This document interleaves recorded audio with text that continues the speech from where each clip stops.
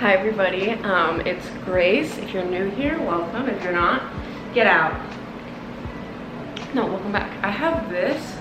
I got it at Burlington Coat Factory. Well, it's actually just Burlington now, and it's one of my favorite places to go ever. If you gave me a shopping spree at any store in the world, we're going to Burlington. Anyway, getting right into it. I hope you're doing well if you're watching this, and I hope people not watching this are all safe, doing okay. Today I wanted to talk about something I've been thinking about. I realized I start all my videos with something I've been thinking about lately, and I kind of just go right in. So I'm trying to do a little bit of an intro. So something I've been thinking about, and I have like my notes all on my phone, is our obsession culturally with youth. And I feel like there's this pressure to be young and have it figured out as soon as possible.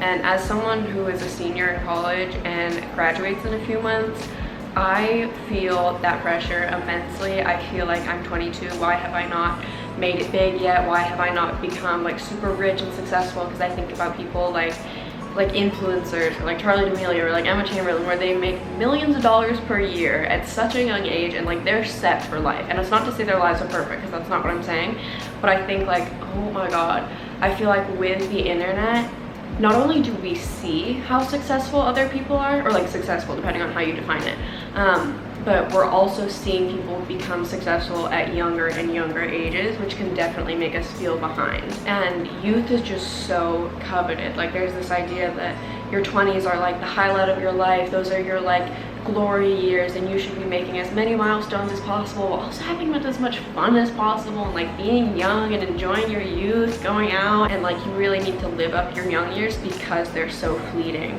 And lately I've been kind of thinking like, wait, ages that I used to think were like older, like I would have liked to have figured out more by 22 than I have, like ages that I used to think I would have it figured out by are coming and going, and I don't have it figured out. And I feel like, yes, to an extent, we should make like every day count, live every moment like it's your last, like be present as much as possible. But also, I don't want to live the rest of my youth being terrified that it's over because this is supposed to be the best time of my life. Like I think about how long I'm gonna live. Like my grandparents have lived into their 90s generally, and so if all goes well, like I have 70 years left of life, if not more, like unless of course something were to happen to me. Oh my god, imagine if something happened to me and then people came back and watched this video and they were like, oh my god, she knew. And I don't want to have all this pressure on myself to like have it all figured out and accomplish all my dreams and make everything happen for myself just because I'm scared of doing it when I'm old, even though there's like a lot more life after your youth than there is in your youth, which I know is why it's so special and why people are like cling to it so much, is because it goes away. And I'm gonna keep the talk about social media brief because I feel like that's a topic that I talk about a lot, but I do feel like with things like Instagram, TikTok, and the accessibility of like seeing other people's material successes, depending on how you define that. So maybe it's wealth, maybe it's like they go on trips, or they're in a relationship and they're just got engaged and now like they're gonna get married, and you're like, I don't even have a girlfriend, boyfriend, whatever. You could also measure it by how many followers someone has, or like how many views they get, or something like that. Things that don't necessarily mean anything or tell you a whole lot about a person's life, but they are pieces of information that we are privy to in this generation. And when you're able to see them, it kind of makes you think that they matter, even if they don't.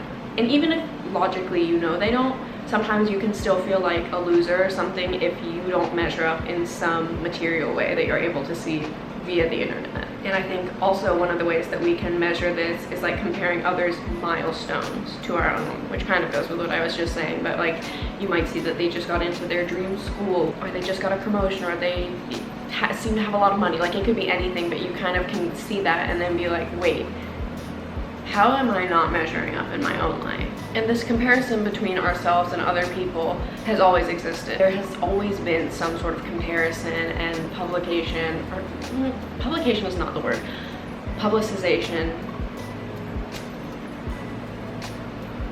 making it known that someone has like achieved some milestone. Like those comparisons have already existed. Social media has probably like doubled, or probably even more than that, how much we're exposed to other people's milestones, achievements, and things going on in their life. lives, because I feel like people either post the really good stuff or the really awful stuff. Like when people had Finstas and stuff when I was in high school, I mean some people still do, but like it would just be so weird because you would go on someone's main Instagram and it looks like everything is beautiful and happy, like you saw the good things happening in their lives, and then you go on your Finsta and they're like talking about how awful their life is and they hate their parents and like their relationship sucks and all this stuff, which that's a whole other conversation, is like how we present ourselves on social media and how accurately or inaccurately it reflects who we actually are. But whatever, that's a whole other conversation. But like I mentioned, I'm graduating soon in May, and to be honest, I thought I would have had a lot more figured out by now, and that makes it sound like I'm like some, you know, haven't done anything. Like I've had internships, I have a job, I'm like done well in school, but I kind of feel like, and I don't know if this, well I do know, this is exacerbated by living in New York and going to Tisch. Like there's so many people who are just crazy rich, or like have wild connections that I could never dream of having, or like grew up being on an HBO show, or just like random stuff here and there, like randomly someone is like royalty in another country, or like is a celebrity's son or daughter, or kid. And I feel like that happens so often that I find out that one of my classmates is like famous, or like has famous parents, or like has big connections and like knows people who were like producers of SNL or whatever it is. I feel like that just takes it to an even higher level, but I know that everyone struggles with this, and I struggle with it a ton. Like I would have thought that, I thought I maybe would have gotten picked up by SNL by now, which seems crazy looking at it now, but when I was 18 I was like, I'm gonna go to New York and I'm gonna make it. And I haven't made it yet. And I may never. But it just goes to show that like even someone who by their own standards is doing pretty well, it's still so easy to fall into the trap of comparison, or feeling like you haven't made enough out of your youth and that it's passing you by and you haven't made it yet. For those of us who are in school and were in school during the pandemic, like our education has been so disjointed. Like I took 18 months off because of COVID, and then I took 6 months off because I had to do an intensive outpatient program for my OCD. There's sirens, I'm sorry about that. And so many of the things that I would have wanted to get done during this time just were not possible to happen with with like the place that the world was in at the time. And even now, the way it still is. And now I'm about to enter my final semester of college, and I'm realizing I have a lot of passions that are going in a lot of different directions, and I don't know if I should go to community college to do prerequisites to try to become a veterinarian because I love animals, or if I should really try to make it as a writer and to get back into that passion and try to act, because I kind of like can shut myself down before anything even happens, where I'm like, I can never be like this, that, or the other thing. But anyway, all this to say, I am still young, but I feel a lot of pressure about when that time ends, and I think it's indicative of like a much larger symptom in our society that like covets youth, and like that's a whole other conversation when you talk about like anti-aging in a physical sense. And yeah, and I feel like it all just comes together. Like people say that like this is the body you have now is like the best your body's ever gonna look, or like this is the prettiest you're ever gonna be when you don't have wrinkles, or like this is the youngest you'll ever be, like you should try to make the most of it and go out and like make experiences and memories with your friends, and you should also like have made it already and be like financially stable, and all this stuff that like is not always A, true, B, possible, or C, like something that we're able to achieve in this small window of our lives. And we have so much time, theoretically, like unless something happens obviously, like we have so much time to figure these things out, but there's this idea that you should have peaked or be peaking at a young age, and if you're not, you're behind and there's something wrong with you. And that's a really scary belief to be taking with you into the world, and a scary belief to have, even if you don't believe it, have it projected onto you as a person.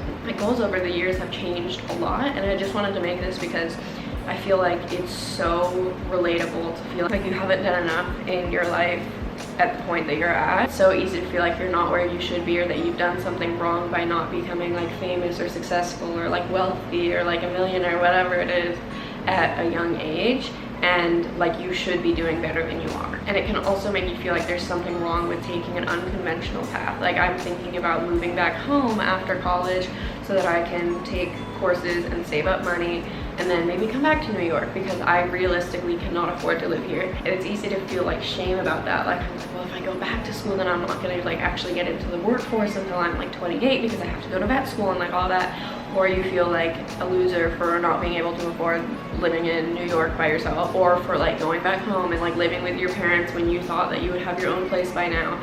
And I just think it's like so much more common for someone to take a unconventional path than it is for everything to go like linearly and for everything to fall into place exactly as you imagine it. But for some reason, that's the standard we all hold ourselves to, despite how unrealistic it is. And it's so normal for your passions to change, your relationship status to change, your body to change, your face to change, like everything to change.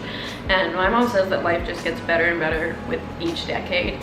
And like, is that always true? Probably not, because like, you never know what you're going to go through in a certain decade. But the idea that like the best part of your life is right now and you're wasting it or not making enough of it, or like not making the most of it, I mean, is really scary. And I don't want to go through my whole life dreading the next part, when I could instead be like getting excited about it and all the things that I would like to try to do and things that I haven't done yet. And like, I want to have a life where I am constantly discovering new things about myself and the world. And if I have it all figured out right now, that doesn't leave a whole lot for me to do for the next 70 years. So I don't know, this is just something I've been thinking about, and something that's been on my mind as I near graduation, and how like obsessed our culture is with youth and being young and staying young and trying to manipulate our bodies into staying young as well, even though we're just fighting the natural progression of time. So interesting. But yeah, so I hope you enjoyed this video, and thank you for watching.